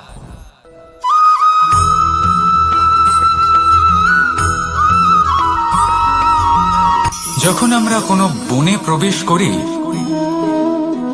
তখন এই সবুজ ঘাস দেখে, এই কোমল ঘাস দেখে আমাদের মন প্রফুল্ল হয়ে ওঠে। ভিন্ন ভিন্ন প্রজাতির ফুল, ভিন্ন ভিন্ন রঙের ফুল দেখে এই মন আনন্দে ভরে ওঠে। এখানে শিশুরা আনন্দ লাভ করে, বড়রা ভোজন গ্রহণ করেন, কথাবার্তা বলেন, হাঁটাহাঁটি করে বেড়ান। এবার ভেবে দেখুন, যখন এই উপবনের নির্মাণ হয়েছিল সেই সময় যদি এই মাটিকে সঠিকভাবে খনন না করা হতো, যদি তাতে সঠিকভাবে বীজ রোপণ না করা হতো, যদি কোনো সংঘর্ষ না হতো, পরিশ্রম না করা হতো, যদি চলতে চলতে পায়ে কাঁটা না বিঁধে যেত, তাহলে এই সুন্দর বন দেখে আমরা কি এই আনন্দ লাভ করতে পারতাম? কখনোই নয়। ধরুন কোনো নদীর তটে সুন্দর একটি বন আছে, সেই বনের আনন্দ লাভ করতে গেলে আপনাকে সেই নদী পার করতেই হবে। যদি সুখের নদীর কাছে পৌঁছতে চান, তাহলে তটে যে কাঁটা রয়েছে সেগুলোর সাথে সংঘর্ষ করতেই হবে। এই সংসারে যদি আপনি সুখ লাভ করতে চান, তাহলে সুখ লাভের এই যাত্রা শুরু করতে হবে সংঘর্ষ দ্বারা। তাহলে সংঘর্ষকে স্বাগত জানান, এর পেছনেই সুখ রয়েছে যা আপনার জন্য অপেক্ষা করছে। এবার হাসুন আর আমার সাথে ভালোবেসে বলুন রাধা।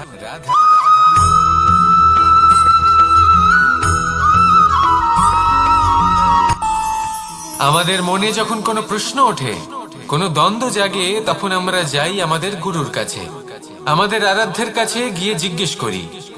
এইভাবেই একদিন আমি পৌঁছলাম আমার আরাধ্যের কাছে, আমার মহাদেবের কাছে, আর ওনাকে প্রশ্ন করলাম যে মহাদেব, জীবনে আনন্দ পাওয়ার, উৎসব পালনের, প্রেম ভাগ করে নেবার, জীবনকে উপভোগ করে নেওয়ার সর্বশ্রেষ্ঠ সময় কোনটা? মহাদেব হাসলেন আর উনি বললেন, জীবনে উৎসব পালনের সব থেকে শ্রেষ্ঠ দিন হলো মৃত্যুর ঠিক আগের দিনটা। প্রেম ভাগ করে নেওয়ার সব থেকে শ্রেষ্ঠ মুহূর্ত হলো মৃত্যুর ঠিক আগের মুহূর্ত।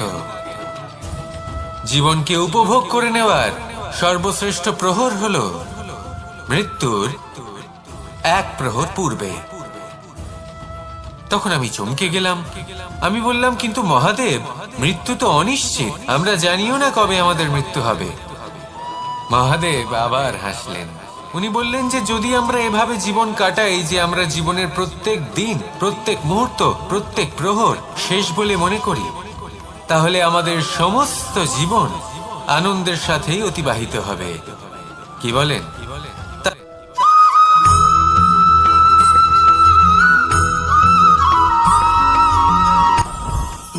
জীবনে কিছু শেখা অত্যন্ত গুরুত্বপূর্ণ। এবার কি কি শিখতে হবে সেই সব শেখানোর জন্য অনেক শিক্ষক রয়েছেন, কিন্তু কি শিখবেন না আর কি করবেন না, এটা আমাদের নিজের অভিজ্ঞতা দিয়ে শিখতে হয়। কিন্তু তার মানে এটা নয় যে যদি আপনাকে শিখতে হয় যে আগুনের তাপ কতটা, আপনাকে আগুনের মধ্যে হাত দিতে হবে। না, অন্য কারোর অভিজ্ঞতা দ্বারাও শিখতে পারেন। প্রশ্ন শুধুমাত্র একটাই যে আপনি কি শিখতে চান নাকি চান না। যদি আপনি এটাই ভাবেন যে আমি শুধুই নিজের অভিজ্ঞতা দ্বারাই শিখতে চাই, তাহলে জীবনকাল ছোট মনে হবে, অনেক কিছুই শিখতে পারবেন না। তাই নিজের সাথে সাথে বড়দের অভিজ্ঞতা দ্বারাও শেখা শুরু করে দিন। এই সংসারের অভিজ্ঞতা দ্বারা শিখতে শুরু করে দিন। আর এটা নিশ্চিত রূপে শেখা আবশ্যক যে কখন কি করবেন না, কোথায় থামতে হবে আর কোথায় থামবেন না। তাহলে আসুন আর আমার সাথে ভালোবেসে বলুন রাধা রাধা।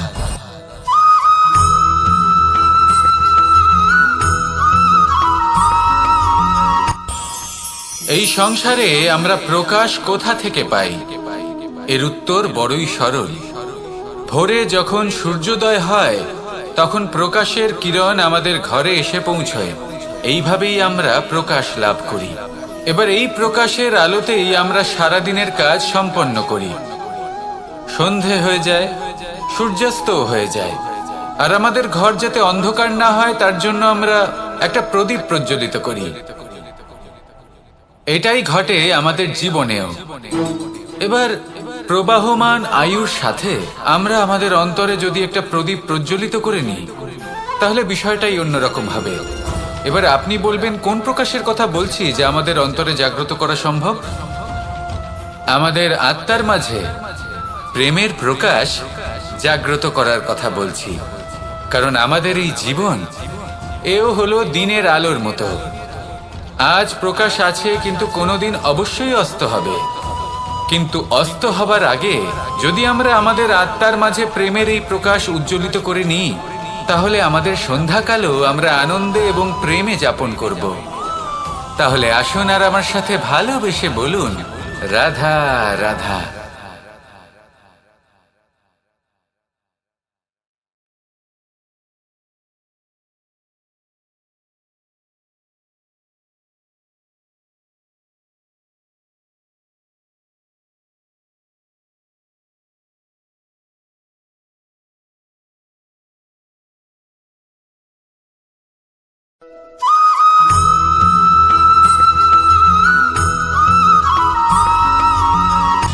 সময়, জীবন, কাল, দেখতে গেলে এই তিনটি শব্দ একটি শব্দেরই সমার্থক শব্দ মনে হয়, কিন্তু এই শব্দগুলির অর্থ কি সমান? কখনোই নয়। হ্যাঁ, এই সময় চলতে থাকে, জীবন চলতে থাকে, কালচক্র চলতে থাকে। এই সময় কেটে যায়, কিন্তু এই জীবন একে যাপন করতে হয়। কি বলেন? এই জীবনে কিছু করুন বা কিছু না করুন, জীবন এমনি কেটে যাবে, আপনি জানতেও পারবেন না। কিন্তু সেটা আমাদের উদ্দেশ্য নয়, একে যাপন করতে হবে। এই জীবনে প্রেরণা পেতে শিখুন, প্রেরণা দিতে শিখুন, আহ্বান গ্রহণ করতে শিখুন, আহ্বান জানাতে শিখুন, মহান কাজ করতে শিখুন, ধন্যাত্মক বোধ জাগিয়ে তুলুন। জীবন অতিবাহিত করার অর্থ কি তা আপনি শিখে যাবেন। কারণ সময় কেটে যায়, সমস্ত যুগ কেটে যায়, কিন্তু জীবনের রীতি জীবন কাটিয়ে দেওয়া নয়, জীবন যাপন করা। এই জীবন সম্পূর্ণরূপে অনুভব করতে হবে, নতুন পথ বানাতে হবে। এবারে যদি এই জীবন বাঁচার সময় একবার ভেবে দেখুন, যদি মনে প্রেম থাকে, সদ্ভাবনা থাকে, তাহলে কি হবে? এই জীবনকে বাঁচার অনুভূতিটাই অন্যরকম হয়ে যাবে, একটা আনন্দময় অনুভূতি লাভ করবেন। তাহলে এটাই করুন, আর আমার সাথে ভালোবেসে বলুন, রাধা রাধা।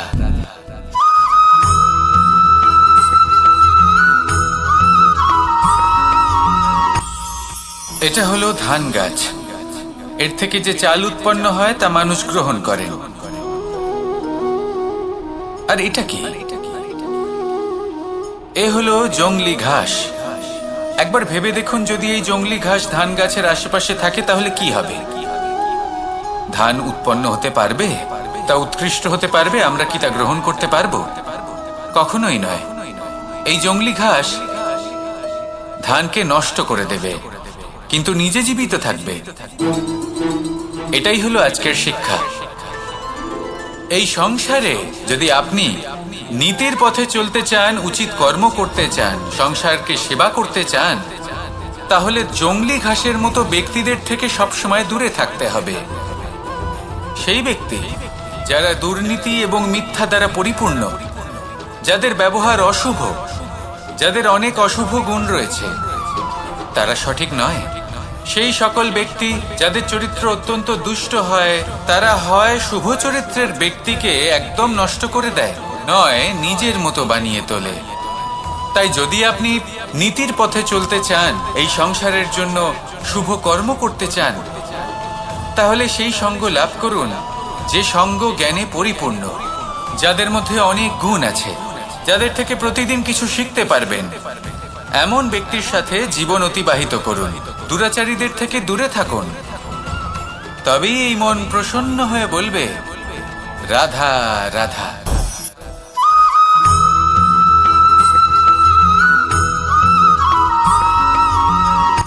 সূচের শেষে একটি ছিদ্র থাকে, যার দ্বারা আমরা এই সুতো পরাতে পারি, আর তারপর সূচের সাহায্যে এই সুতো দিয়ে বস্ত্র সেলাই করা যায়।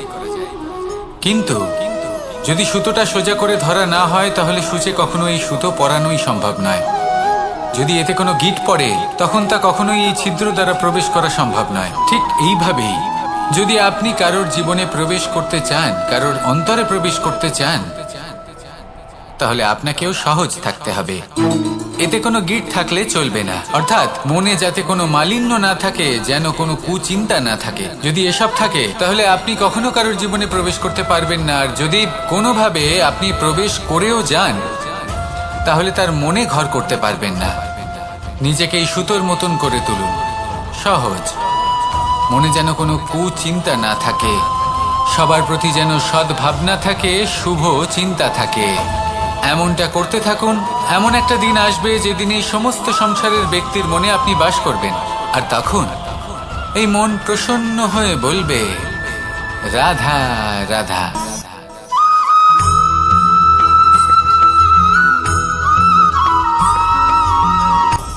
আপনি কখনো পর্বতের শিখরে উঠেছেন? আপনি দেখতে পাবেন পর্বতের পদতলে প্রচুর সুন্দর ফুল রয়েছে, সবুজ বনানী রয়েছে।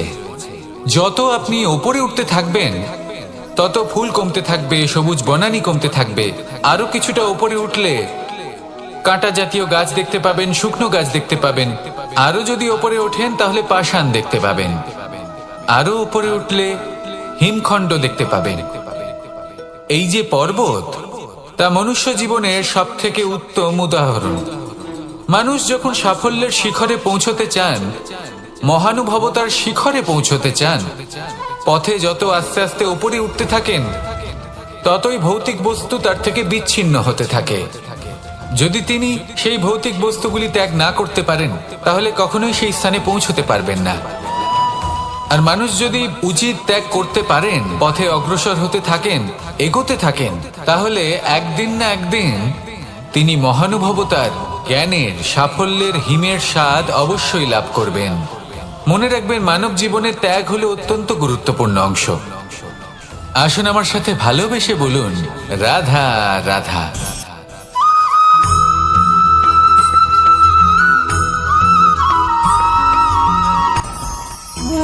ভোজন। এবার ভোজন সংগ্রহ করার জন্য মানুষ কি না করেন, সব সময় চেষ্টা করতে থাকেন। ফসল উৎপাদনের জন্য অনেক পরিশ্রম করতে থাকেন, কিন্তু অনেক সময় অনেক পরিশ্রম করার পরেও ফসল ভালো উৎপাদন হয় না। এর কারণ কি? কারণ হলো এটাই যে আপনি পরিশ্রম হয়তো অনেক করেছেন, কিন্তু আপনার নজর তো সেই বীজের দিকে ছিলই না যা আপনি রোপণ করেছেন। সেই জন্য সব সময় কোনো বীজ রোপণ করার আগে তাকে পরখ করে দেখুন, তা অত্যন্ত আবশ্যক। আর সেইভাবেই যখনই কোনো কর্মের প্রশ্ন আসে, তাহলে সেখানে শুধুমাত্র পরিশ্রম যথেষ্ট নয়। সেই কাজের প্রতি আপনার কর্তব্য কি, আপনার উদ্দেশ্য কি, সেটা জানা হলো অত্যন্ত গুরুত্বপূর্ণ। তাই কর্ম করুন, কিন্তু সেই কর্মের প্রতি আপনার যা উদ্দেশ্য তার মাহাত্ম্য বুঝতে চেষ্টা করুন। তাহলে আসুন আমার সাথে ভালোবেসে বলুন, রাধা রাধা।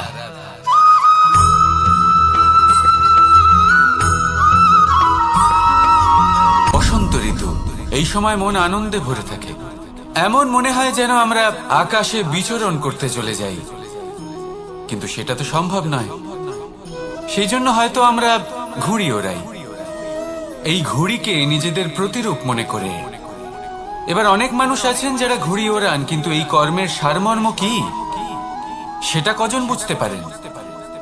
আপনি এটা মনে করুন যে আপনি হলেন সেই ঘুড়ি, আর এই সুতো যিনি ধরে রয়েছেন তিনি হলেন পরমাত্মা। আর এই সুতো যেখান থেকে শুরু হয়, সেই লাটাই হলো আমাদের কর্মচক্র। এবার আপনি নিজেই অনুমান করুন যে এই উড়ান কার ওপর নির্ভরশীল, পরমাত্মার ওপর আর আপনার কর্মের ওপর। যদি পরমাত্মা আপনার হাত ধরে থাকেন, আপনার সাথে থাকেন, যদি আপনি শুভ কর্ম করতে থাকেন, আপনি এই আকাশে উড়তে থাকবেন। কিন্তু কোথাও কোথাও যদি পরমাত্মার সাথে এই বন্ধন ছিন্ন হয়, আপনার কর্মচক্র খারাপ হয়ে যায় বা থেমে যায়, তাহলে আপনার এই ঘুড়ি কেটে যাবে আর দূরে কোনো গাছের ডালে গিয়ে আটকে যাবে। তাই শুধুমাত্র ঘুড়ি ওড়াবেন না, তার থেকে শিখুন, পরমাত্মার সাহচর্যে থাকুন, সবসময় শুভ কর্ম করতে থাকুন আর সবসময় এই আকাশে উড়তে থাকুন। আসুন আর আমার সাথে ভালোবেসে বলুন, রাধা।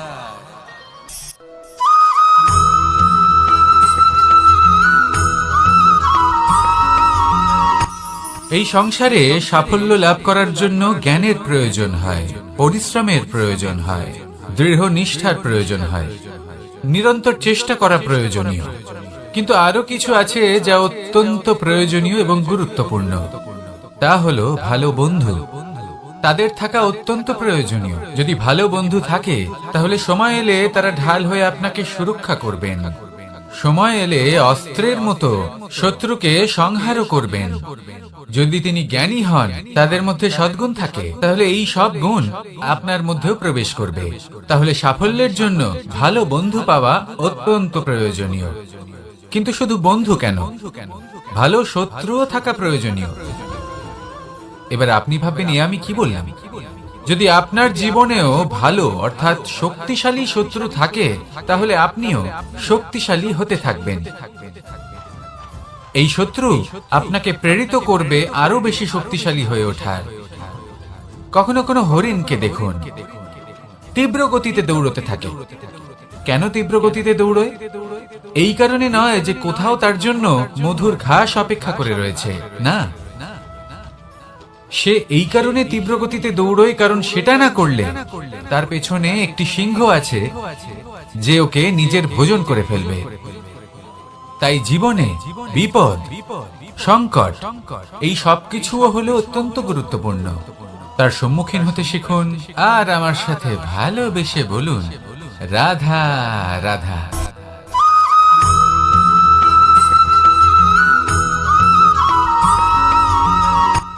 শুধু ওনাদের কঠোর ব্যবহার দেখলে আমরা একটু ভয় পেয়ে যাই।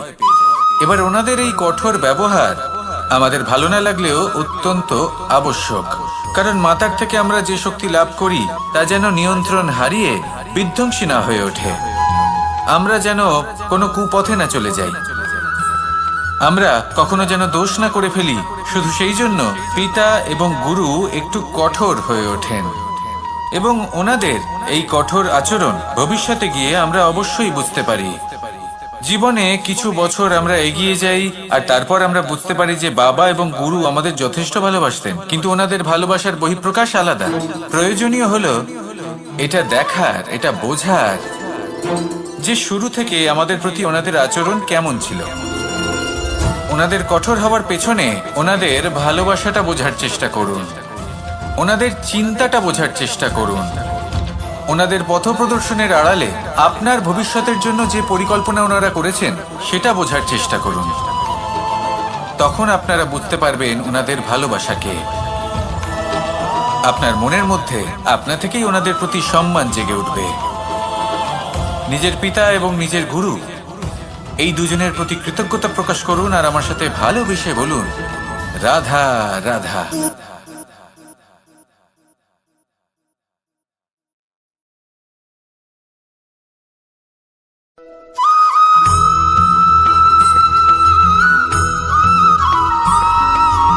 কথায় আছে, প্রত্যেক পুত্র তার পিতার প্রতিচ্ছবি হয়, আর সমস্ত প্রতিচ্ছবি চায় যেন সে তার অস্তিত্ব প্রাপ্ত করতে পারে। পুত্র চায় সে যেন তার পিতার মতো হয়, বা কখনো কখনো তার থেকেও শ্রেষ্ঠ হয়। সেটা কোনো অনুচিত ব্যাপার নয়। অনুচিত তখন হয় যখন পুত্র নিজের পিতার মতো হবার স্বপ্ন পূরণ করতে গিয়ে বা তার থেকেও শ্রেষ্ঠ হওয়ার স্বপ্ন পূরণে অনুচিত পথের আশ্রয় নেয়। কারণ তারপরে সে তার পিতার গুণগুলি আত্মসাৎ করতে চায় না। সে শুধুই এটা চায় যে সংসারের চোখে যেন আমি শ্রেষ্ঠ প্রমাণিত হই। এটা অনুচিত। সংসারে এমন অনেক মানুষ আছেন যারা এই কারণে শ্রেষ্ঠ হওয়ার চেষ্টা করেন যাতে তার পরিবারের তার পিতার সম্মান বৃদ্ধি পায়। এমনও মানুষ থাকেন, আর এটাই হলো পার্থক্য উদ্দেশ্যের। মনে রাখবেন, যদি আপনার উদ্দেশ্য শুভ হয় তাহলে পথও শুভ হবে, যদি আপনার উদ্দেশ্য অশুভ হয় তাহলে পথও অশুভ হবে। তাহলে নিজের পিতার মতো হবার চেষ্টা অবশ্যই করুন, তার থেকেও শ্রেষ্ঠ হওয়ার চেষ্টা অবশ্যই করুন, কিন্তু মনে রাখবেন আপনার সংকল্প আর আপনার উদ্দেশ্য এই দুই শুভ হওয়া উচিত। তাহলে আসুন আর আমার সাথে ভালোবেসে বলুন, রাধা রাধা।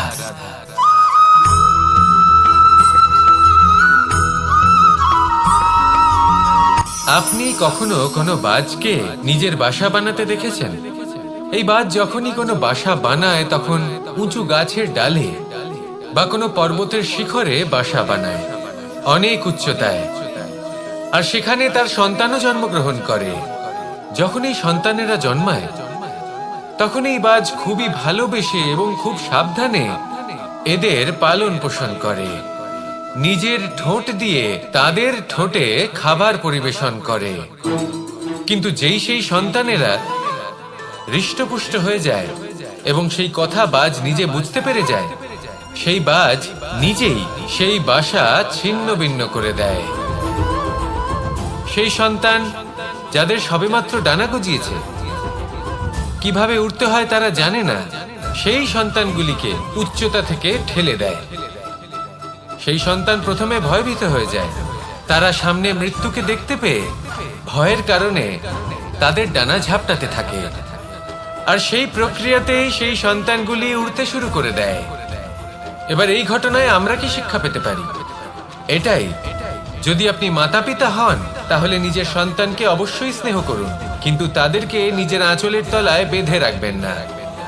যদি আপনি চান আপনার সন্তান জীবনে উন্নতি করুক, তাহলে নিজের মুঠো থেকে তাদের স্বতন্ত্র করে দিন। এই সংসারে সংঘর্ষ করতে দিন। সেই সন্তান নিজেই বুঝতে পারবে যে জন্মের সময় পাওয়া ডানা কি করে ব্যবহার করতে হয়। আর আপনার চোখের সামনে আপনার সন্তান এই আকাশে উড়তে থাকবে। তাহলে আসুন আমার সাথে ভালোবেসে বলুন, রাধা রাধা।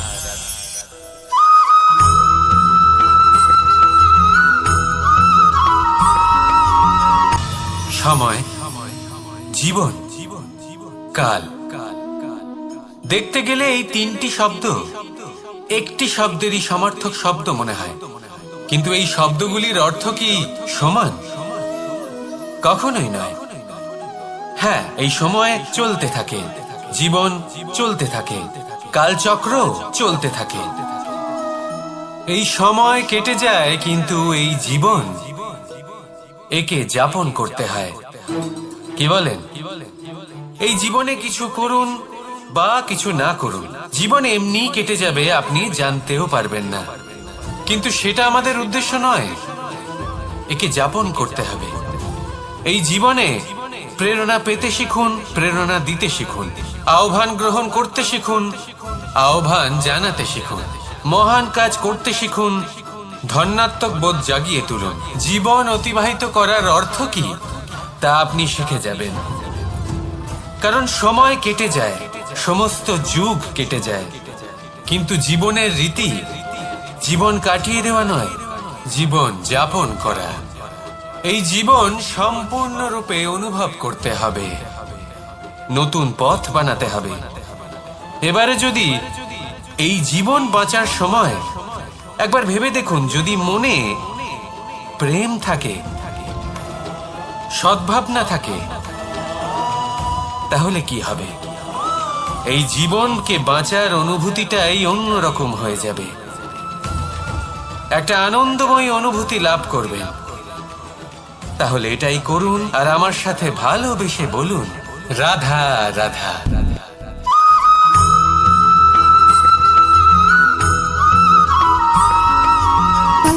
সুখ, দুঃখ এবং শক্তি, এই তিন হলো এই সংসারের ত্রিদেবের মতো। আমাদের জীবনে যা কিছু ঘটছে এই তিনটির ভিত্তির উপরেই হচ্ছে। আসলে এই সংসারের একটা নিয়ম আছে, যখনই আপনি কিছু লাভ করেন, এই সংসার আপনার পরীক্ষা নেয়। এটা জানার জন্য আপনার পরীক্ষা নেয় যে আপনি যা কিছুই লাভ করেছেন, আপনি কি আদৌ সেটার যোগ্য কিনা। ঠিক সেইভাবেই এই সুখ, দুঃখ এবং শক্তি আপনার পরীক্ষা নিয়ে থাকে। যখন সুখ আসে তখন সে আপনার পরীক্ষা নেয় যে আপনার মধ্যে অহংবোধ জাগ্রত হয়নি তো। যদি অহংবোধ চলে আসে তাহলে সুখ সেখানেই সঙ্গ ত্যাগ করে। দুঃখ আপনার ধৈর্যের পরীক্ষা নিতে থাকে, আর যদি আপনার মধ্যে ধৈর্য না থাকে তাহলে এটা আপনাকে আরো বেশি দুঃখের গভীর অন্ধকারে ঠেলে দেবে। সেখানে শক্তি পরীক্ষা নেয় আপনার বিনম্রতার। যদি আপনি বিনম্র না হন তাহলে হয় এই শক্তি আপনার সঙ্গ ত্যাগ করবে, নয় এই শক্তি বিনম্রতার অভাবে আপনার পতনের কারণ হতে পারে। এই সংসারে যে কোনো ব্যক্তি যিনি এই পরীক্ষায় উত্তীর্ণ হয়ে থাকেন, এই জীবনে তিনি সাফল্য লাভ করেন। আসুন আমার সাথে ভালোবেসে বলুন, রাধা রাধা।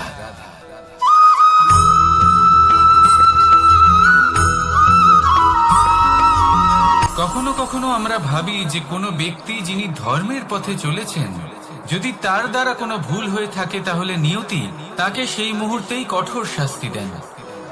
কিন্তু সেই সব মানুষ যারা সংসারের সব থেকে বড় অধর্মী, বহু নিকৃষ্ট মানের কাজ করেন, তাদের নিয়তি অনেক সুযোগ দেন। তাদের নিয়তি এরকম কঠোর প্রহার করেন না। এই ভাবনা কখনো না কখনো মনে আসেই। ভেবে দেখুন কেন? আসলে জীবনকে বেশিরভাগ মানুষ একভাবেই দেখে থাকেন, বিভিন্ন স্তরে একে দেখা উচিত। এবার আপনি বলুন, এই সংসারে কোনো অধর্মী কখনো প্রেরণার উৎস হতে পারেন? কখনোই নয়। যে মানুষ নিজের আত্মাকে মলিন করে ফেলেছেন, তিনি এই সংসারকে কিভাবে প্রেরণা যোগাবেন? উনি নিজেই বুঝতে পারেন না কোনটা করা উচিত, ধর্ম কোনটা। তাই নিয়তি তাকে একটা সুযোগ দেন, এটা বোঝার সুযোগ দেন যে কোনটা উচিত, কোনটা ধর্ম। সুযোগ দেন নিজের বিবেক জাগিয়ে তোলার, তাকে সুযোগ দেন নিজের অন্তরাত্মার ডাক শোনার। যখন তাতেও কাজ হয় না, তখন নিয়তির কাছে একটাই পথ বাকি থাকে, আর তা হল মহাবিনাশ। মহাবিনাশ হয়তো দেরিতেই আসতে পারে, কিন্তু তা অবশ্যই আসবে। আর যখন মহাবিনাশ আসে, তখন মহাবিনাশের যন্ত্রণা সমগ্র মানব জীবনের যন্ত্রণার থেকে অনেক বেশি হয়। এই কথাটা সবসময় মনে রাখবেন। আর অন্যদিকে যে মানুষ ধর্মের পথে চলছেন, তার দ্বারা যদি কোনো ভুল হয়ে থাকে, তখন নিয়তি তার পরীক্ষা নেন। কিছুক্ষণের জন্য মানুষের মনে হতে পারে নিয়তি তাকে কঠোর শাস্তি দিয়েছেন।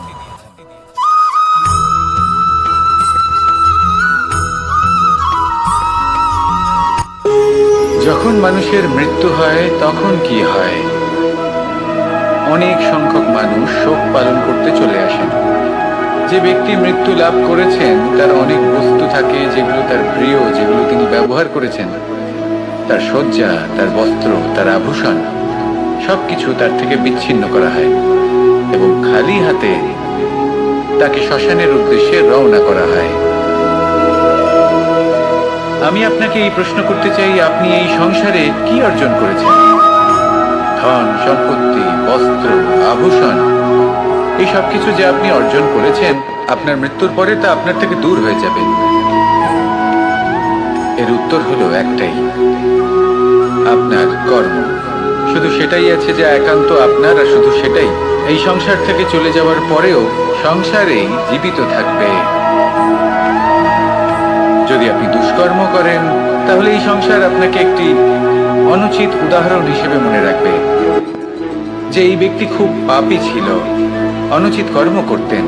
যে পথে তিনি চলেছেন, সেই পথে কারোর চলা উচিত নয়।